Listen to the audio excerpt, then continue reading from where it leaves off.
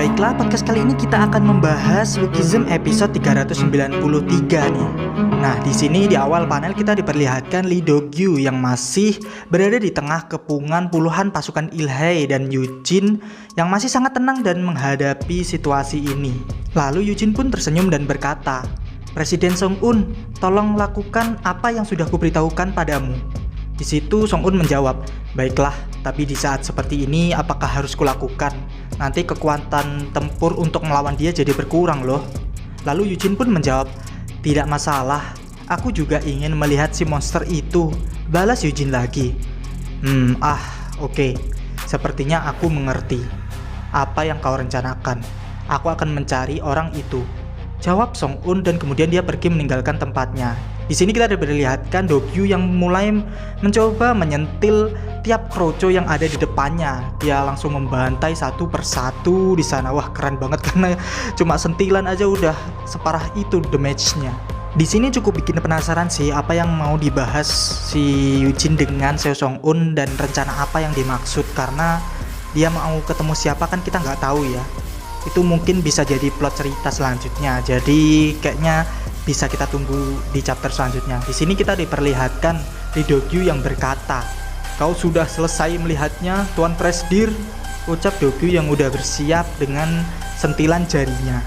Walaupun begitu, di sini kita cukup dikasih beberapa hal ya. Pertama, kekuatannya emang terlalu besar, dan kedua, sampai sekarang kita belum dikasih tahu jenis bela diri apa yang dia pakai.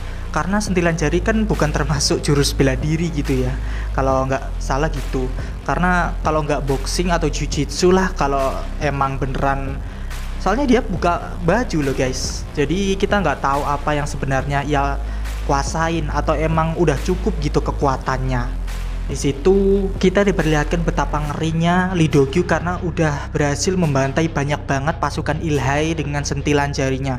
Kayaknya emang terlalu luar biasa sih sentilan jarinya, kayak One Punch Man atau gimana. Di sini si Yujin berkata dalam hati, "Walau sudah tua, apakah dia masih seperti dulu?" Di situ Lee Do-gyu berkata, "Hei Presidir Yujin, apa yang kau cari? Oh, biar ku tebak. Untuk melihat masa depan kau harus meraba masa lalu, ya kan?" Baiklah, akan kuperlihatkan sebuah pertunjukan untukmu. Kalau gini mah ujung-ujungnya dia sendiri yang ngebantai Il-hae kan? Bahkan di sini dia kelihatan sangar banget karena ngeri deh. Pokoknya kalau dilihat serem-serem gimana gitu. Di sini tiba-tiba VVIP bertopi langsung menghajar Do-gyu. Do-gyu di situ pun menunggu akan serangan tersebut. Ternyata dia swantai banget ketika dihajar. Do-gyu melihat bahwa gerakan si topi sangat cepat, namun Do-gyu masih bisa mengimbangi kecepatannya. "Hei, kalau kau mau memukulku, kau harus bisa mencapai kecepatanku," ucap Do-gyu yang kini bertarung sengit melawan si topi. Do-gyu di sini sih sempat terpukul ya. Tapi anehnya di sini serangan musuhnya itu nggak ada yang damage-nya berarti gitu. Berarti kan defense-nya bagus banget karena ketahanan tubuhnya juga luar biasa. Selain dengan serangannya yang sangat cepat, sangat kuat, ngerinya luar biasa sih. Di sini dia bahkan merusak tembok hanya dengan sentilan jari. Itu gimana sih ceritanya? Bela diri jenis apa yang bisa merusak tembok pakai sentilan jari? Bahkan serangan-serangannya si VVIP itu ke tubuhnya nggak terlalu berarti.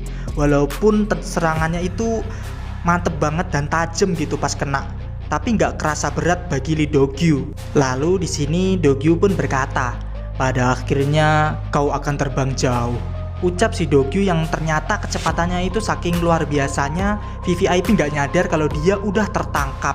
Di situ Lee Do-gyu berusaha untuk mencoba menghajar si VVIP. Di sini ngeri banget sih karena mungkin serangan itu yang paling telak karena itu kan mukul ya, bukan nyentil loh.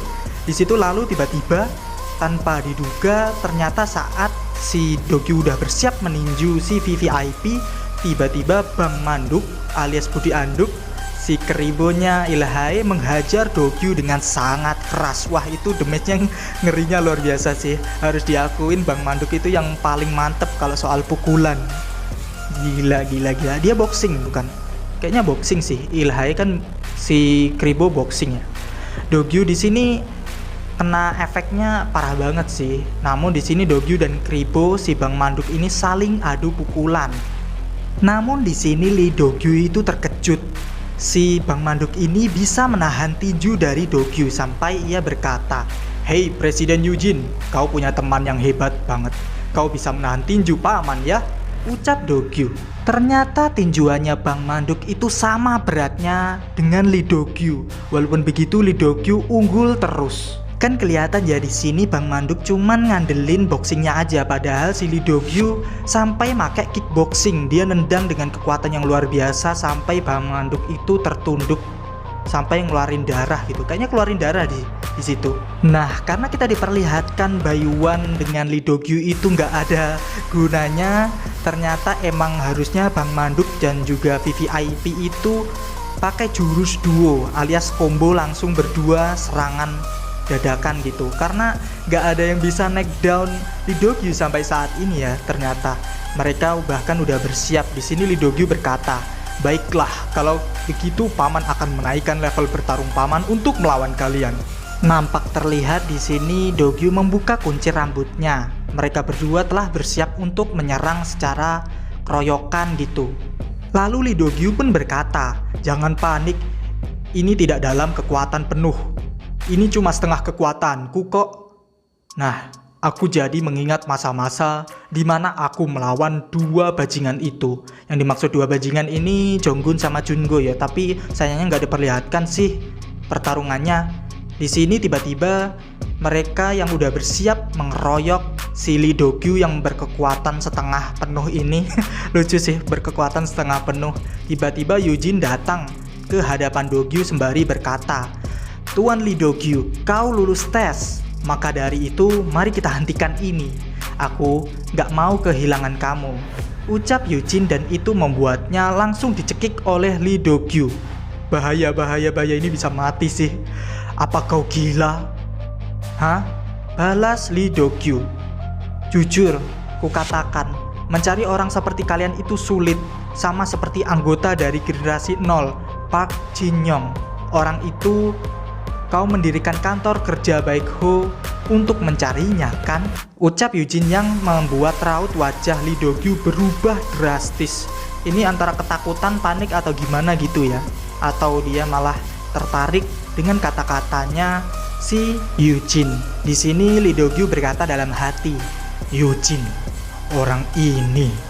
Lalu di situ Lee Do-gyu berkata pada Yujin sembari menurunkannya ke bawah, "Hei Presdir, apa kau baik-baik saja? Aku akan menurunkanmu. Kau tahu di mana orang itu? Tolong jangan bicara keras-keras ya. Beritahu aku tentang dia, dan aku akan berjanji menurutimu," ucap Lee Do-gyu yang kini bersujud di hadapan Yujin. Ini gila, keren banget sih. Yujin gak ada otak buffnya, gila. "Baiklah, syaratnya sederhana. Kau harus mencari pengganti Han Shin-woo, karena sulit sekali mencari orang sekuat dia untuk dipakai pertunjukan sirkus anak perusahaan kedua ini," ucap Yujin. "Jadilah bagian dari Ilhae dan jadilah bawahanku. Maka aku akan memberitahumu tentang Park Jin-young. Kau tak bisa menolaknya kan? Karena tujuanmu adalah dia," ucap Yujin membuat wajah Lee Do-gyu memelas. Kurang gila apalagi coba, udah punya Song-un, VVIP, Bang Manduk, ditambah Lee Do-gyu dong. Ini kapan kelarnya sumpah. Baiklah, kita beralih ke arena sirkus. Di situ terlihat Park Hyung-suk bangun. Lalu ia berkata, "Jadi apakah anak perusahaan kedua ini sudah hancur? Tapi yang terpenting aku sudah menyelamatkan tubuh satunya dan juga Big Deal untuk keluar dari tempat ini. Jika anak perusahaan kedua belum hancur, aku akan hancurkan dengan tubuh keduaku." Si Yujin itu walau pintar tak tahu rahasia dua tubuhku. Namun tiba-tiba terdengar suara dari arah belakangnya Park Hyung-suk. Ia berkata, "Tuan Suk, kau di sini rupanya. Presdir Yujin mencarimu. Datanglah padanya," ucap Song-un yang tersenyum ramah. Itu ramahnya antara palsu atau nyeremin sih. Lalu Park Hyung-suk pun akhirnya menemui Yujin yang sedang menata bajunya si VVIP. Lalu dia menceritakan bahwa alasan Kim Gim-yung bisa mencuri topengnya dan menyamar dan membawa pasukan Big Deal masuk karena Park Hyung-suk tidak bisa mengalahkan Kim Gim-yung. Di situ kayaknya alasannya dibuat-buat ya. Kayaknya si Yujin juga berasa Karena di sini Yujin berkata, "Hei Park Hyung Suk, apakah aku akan percaya pada kata-katamu?" Nah, mendengar kata-kata dari Yujin membuat Park Hyung Suk itu terkejut, kaget gitu. Ternyata dia kayaknya udah kebongkar.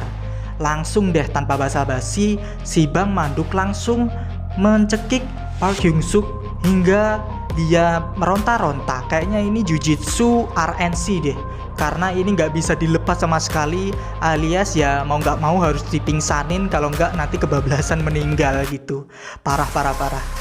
Kau kira aku tak tahu apa yang kau rencanakan dengan Lee Hyundo? Apakah kau tahu Hyundo sudah kuawasi sejak awal? Dan kini aku ingin mencari tahu siapa identitas aslimu, Tuan Park Hyung Suk. Pantes aja si Yujin dianggap si jenius, karena emang saking ngeri kejeniusannya sampai Park Hyung Suk itu berulang kali gagal gitu. Di sini aja udah parah banget. Si Yujin udah berasa dengan desas-desus kalau Park Hyung Suk udah berkhianat, udah nggak bener ini.